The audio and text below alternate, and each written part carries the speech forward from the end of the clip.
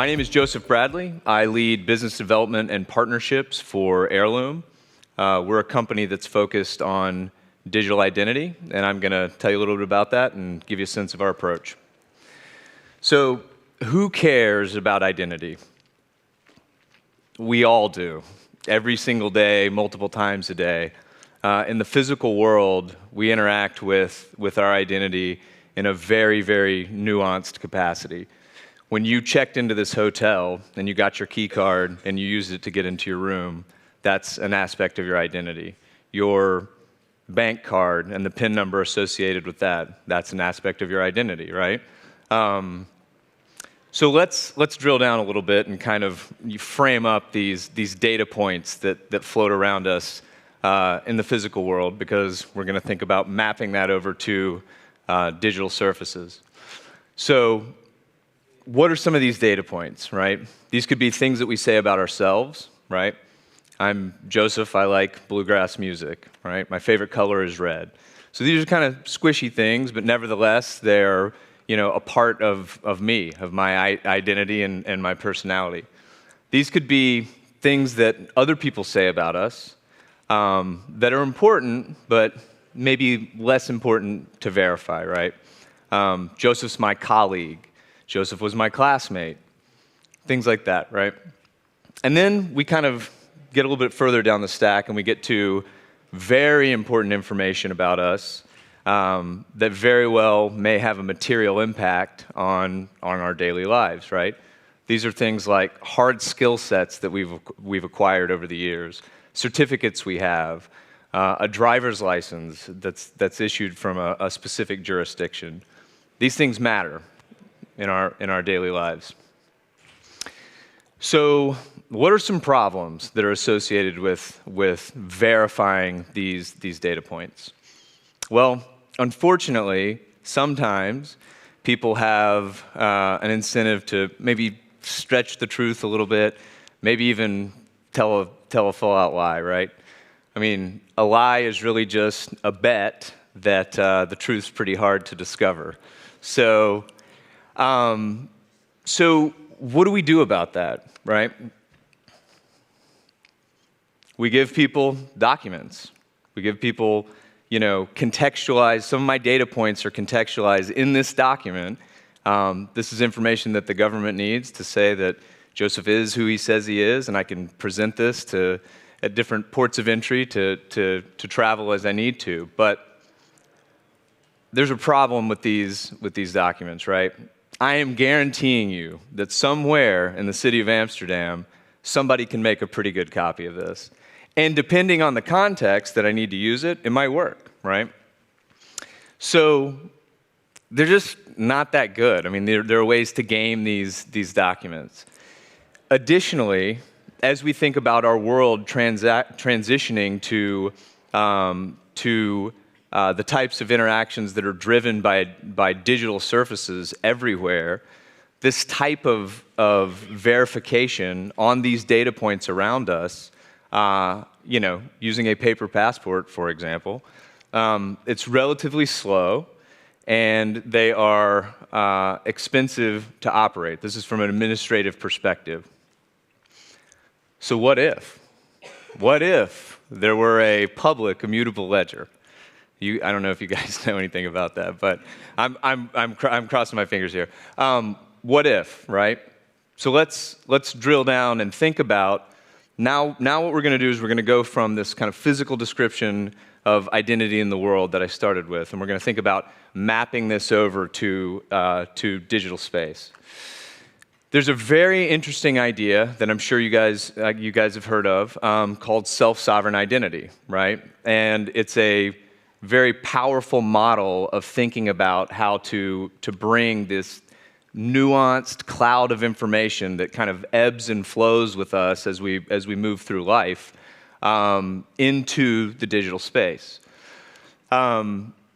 Self-sovereign identity is very nuanced, but there are many different ways to discuss it. But I'm going to talk about two specific aspects of SSI. DIDs, which we heard David talk about a little bit yesterday, decentralized identifiers, right? A decentralized identifier, this emerged from a W3C spec that I believe was released in 2020. A DID's a URI, and you've got a sorry, I got a little tongue-tied there. You've got a DID can represent a person. It can represent an entity of any sort. It could represent a transaction. Just a very flexible, reference point that can be created. Now, when you take a DID and you commit it to a registry of some sort, you can create a verifiable credential. What we're interested in is committing it to a decentralized registry, right? A registry that runs over a decentralized network. So we believe that there are four really important tenets of a scalable solution, a scalable digital solution in our sense, but just a scalable identity solution. And I'm going to run through these very quickly. I want to be mindful of the time so we have enough time for the demo. But let's think about paper, right? Provably authentic. Yeah, maybe. I mean, my diploma looks great on my wall, but somebody's going to have to pick up the phone and call somebody else, and you may get a fax and be put on hold and all of that. So sure, provably authentic. Long-lived, there are copies. There are copies of, I'm sure, my graduate degree and my information about me from college. And archaeologists are still digging up papyrus, so sure, long-lived. Fast, not so much. Controlled by you, if you have it in your hand, but remember, there are copies. Email and password. This is a really, really important one, right? Because this has been the cornerstone of identity on the internet in the first few waves. Provably authentic, I mean, I know I'm not the only one in this room with burner emails. I know that for a fact. As a matter of fact, I think I spun one up this morning for some newsletter that I wanted to read once. Long-lived, it's arguable, but mostly not. Fast, yeah, sure. Good enough. It's been good enough to date. Controlled by you, not so much. If Google decides that they don't want you to have access, you don't have access, right? Maybe if you host your own email, but still it's a little dicey. Federated, a federated solution using, Google OAuth or your Amazon account to log in. Yeah, provably authentic. Lots of data points around you. We can get pretty close to understanding that this is the person that we think needs to log in. Long-lived. Again, see the email and password example. Fast. Absolutely works pretty well. Controlled by you. See the email example. So when we think about a blockchain as a decentralized, resilient, anti-fragile, all the buzzwords and all the reasons that all of us are so attracted to this technology. And we think about creating a DID and registering a DID on a decentralized registry, we end up with a pretty powerful concept in verifiable credentials. So how are we going to make SSI work? And now I'm going to take us from physical world to kind of a mental model of mapping all of that information over into digital space to specifically what Heirloom's doing. We do have some live projects in the university space, so I'm just going to use that to get us there very quickly. So you're a university. How do you want to issue, how would you issue a diploma? How would that work, right? You could write your own smart contracts. You could manage all of the keys, very possible. I can tell you, though, if anybody in this room has been speaking with universities about this type of work, digital transformation is, it's an understatement. It would be quite a process, I think, to get this done internally. So, might be a non-starter there. We've found that it's pretty tough. Now let's look at it from the recipient's perspective, right? You get this DID, it's stamped, good to go. You're not going to get, a piece of paper. We discussed the reasons that might not work. LinkedIn has more Harvard grads on it today than people that have ever attended Harvard. So could be kind of challenging. And MetaMask, I wanted to make sure here that I am a huge fan of Web3 and blockchain and all of the amazing work that's happening there. But I think all of us could agree the UX UI, could use use a bit of an evolution, and that's what we're working for, right? All of us in this room. But is it there yet? I don't know. That's a lot of modals and copying and pasting. So this brings us to Heirloom. Heirloom is comprised of two surfaces. We've got Heirloom Creator. It's a web-based application. Think of it almost as like an administrative panel. Here you can pull in information that will need to serve as the metadata around a verifiable credential that's being created. You can then create the verifiable credential and send it out to be claimed by a potential recipient. Heirloom ID is a mobile application that we think about really kind of like making the verifiable credentials useful once they're created. So what makes Heirloom special?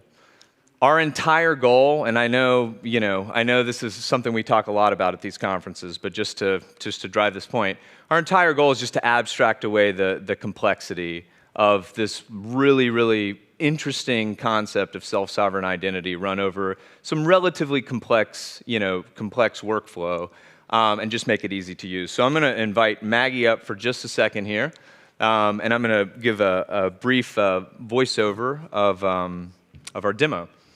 We're going to be looking initially at Heirloom Creator. As I mentioned, web-based app here. So this is the creator view. And you can see we've got some groups. We've been doing a little bit of experimentation. So, but Maggie's going to go into our community tab here.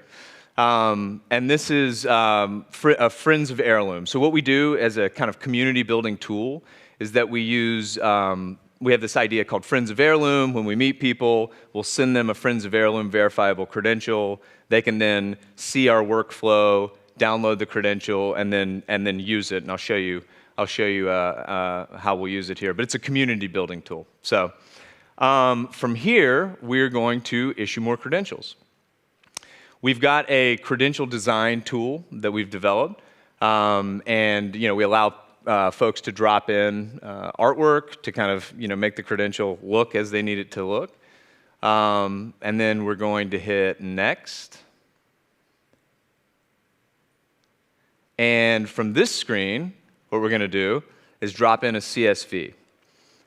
This CSV is going to have the metadata that we want to attach to the verifiable credential in it.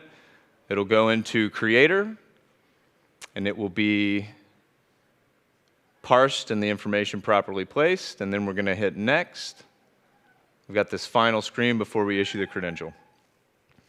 So from here, Maggie is going to toggle over to her mobile, and we're going to see this email come through. And something important that I want to mention here, the reason that we're using email in this first step, I mean, obviously that's the antithesis of where we want this train to go, but the reason that we're doing it is because we found our customer base, this was the way to get them to kind of interact and get them onboarded in the fastest way, right? We can imagine a world where this could be happening excuse me, only through wallets, but for the time being, this is something that our customer base has been reacting to. So now Maggie is in her email. She's received this claim email. She's going to tap into claim her credential. And she is instantiating the wallet for the first time here, right? So we do not use usernames and passwords. We instead use on iOS devices, the Apple Secure Enclave. So the way that you auth into your phone, the way that you might auth into a financial app is the same way that you instantiate this wallet. So she's done that. She's going to allow for Face ID. She's got it. And now the wallet is going to get set up. And what's happening here in the background is that there's a DID being created. And let's see here. The wallet is empty. Let's see if this pops up. Here we go. Perfect. So she is going to review this credential, right? You can see in the issuer details, we've got the agent that's originated this verifiable credential. We've got credential details. This was the metadata that I was referencing in the CSV a bit earlier. And she's going to check this and just make sure that name is spelled correctly, et cetera, et cetera. If there's something wrong, she can reach out to the agent and get that corrected. Now she's accepted the credential. So at this point, I mean, this is interesting, but who cares, right? We have to make these things useful in some capacity. So we're just going to show you a very simple workflow here. This is an auth workflow where Maggie is going to present her credential to the Heirloom, to this Heirloom quick login section. Typically, this is in a modal, but we wanted to just pop it up here to make sure that everything worked as intended. And she has presented her credential. And let's see if it logs us in. We almost made it all the way through the demo. Almost made it all the way through the demo. But basically what this does is it's just an end-to-end auth flow that can be owned between, there we go. There we go. There we go. Now we're logged in. So what we're finding here, and I don't know if we can toggle back to the slides, because I'll tell you a little bit about use cases and some folks that we've been working with. Here we go. So let's talk use cases. Instead of adding our text there, I'll just give you a brief VO. And I'm going to try to wrap in 3 minutes so that we can take a couple of questions here. As I mentioned, we've been doing a little bit of work in higher education. These are issuing club memberships, proofs of scholarship, and ultimately, we're rolling this uphill to issue certificates and degrees. We've also been doing a bit of work in live events. I know we've all heard about the blockchain-based ticketing solution. There's some really, really interesting projects and interesting solutions out there. We don't talk about verifiable credentials as actually supplanting the ticket. Instead, the way that we talk about it is a VC extended ticket, right? So you buy a ticket, there are certain rights that you've purchased. The ability to go into a VIP lounge, to attend a satellite event of some sort, compete in a hackathon, et cetera, et cetera. So what we do is we just bundle those rights in that verifiable credential, and then you're just using QR-driven auth flows to access the physical room, which you can do through our app, app to app, checking the verifiable credential, verifying the verifiable credential, et cetera. In the live event space, and I've got 1 minute and 42 seconds, so I'm going to try to get through this pretty quickly. In the live event space, we've also been working with some fairly big groups. We did a gig with Coachella in April. It's a big music event in California, issuing certificates of insurance that are represented by verifiable credentials. For reasons that we can get into after this chat, if you guys are more interested, provenance, chain of custody with COIs is very tough. And so just a multi-party view on this VC has been something that we've seen resonating in the marketplace a little bit. We're also doing a little bit of work with digital publishers for subscriptions. You pay for a subscription, you obviously should get access to gated content. And so we're able to create that end-to-end auth workflow that folks in the subscription space can use. So I am going to wrap this real quickly, and then we will get into a bit of Q&A. So we went from, identity in the physical world, right? You're born, you have a birth date, you get some kind of identifying number that attaches you to the jurisdiction that you were born in. And then as you move through life, you have all of these data points, some kind of squishy, some kind of hard, critical data points that have a material impact on your life. That kind of accrete around you, right? And these data points ebb and flow as you move through life. You change addresses, you get another degree, maybe you get married, And so as we think about mapping that over into digital spaces, self-sovereign identity really gives us a great just mental framework, right? What we're interested in is putting this information where it should belong. right, in your pocket, and in our example, in your hand, in the palm of your hand. And so we're really excited about this space and this kind of point in time thematically in the market.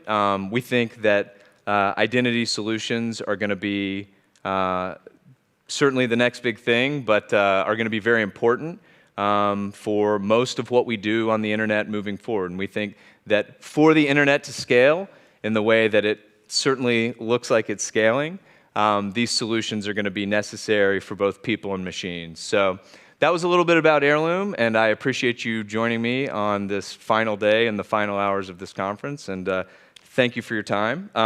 We've got 4 minutes, so if anybody's got any questions, I'm happy to answer them. And also, by the way, as I mentioned at the beginning of this, I do run business development partnerships. I have a fairly good working knowledge of what's under the hood. But if I don't know, I'll tell you I don't know. We'll share information, and I'll make sure to get you that information. Yes, sir. Is it on? I can hear you also if you just... So question, you're working with, I guess, metadata, something like that you attach metadata to... I guess you're working with metadata behind, let's say, the NFT or let's say whatever that it is. Can it also be, let's say, a subscription model where somebody doesn't pay or you want to end that subscription? Is it then destroying the certificate or Right. is it like putting an expiry date on it? Yes, this is a fantastic question. So the answer is I want to get us there quickly. So the answer is yes, in short, right? We can programmatically time bound the periods where these verifiable credentials are can be used, right? That is possible. We can do that. Now, just in reference to your mention of metadata, and just to make sure I'm being clear on this, right? What the verifiable credential is actually representing is a relationship of some sort, right? Like you have paid subscription, check, you have paid subscription. The details of this subscription, we don't see. That information's not being registered, right?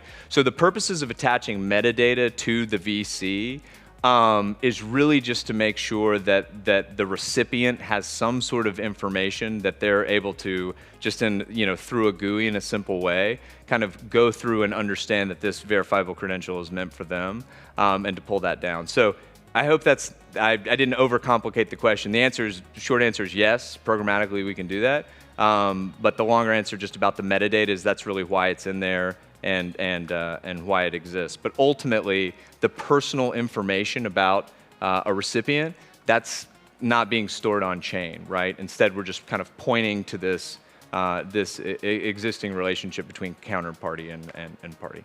So, yes, sir. Do you have plans to integrate any kind of KYC flow?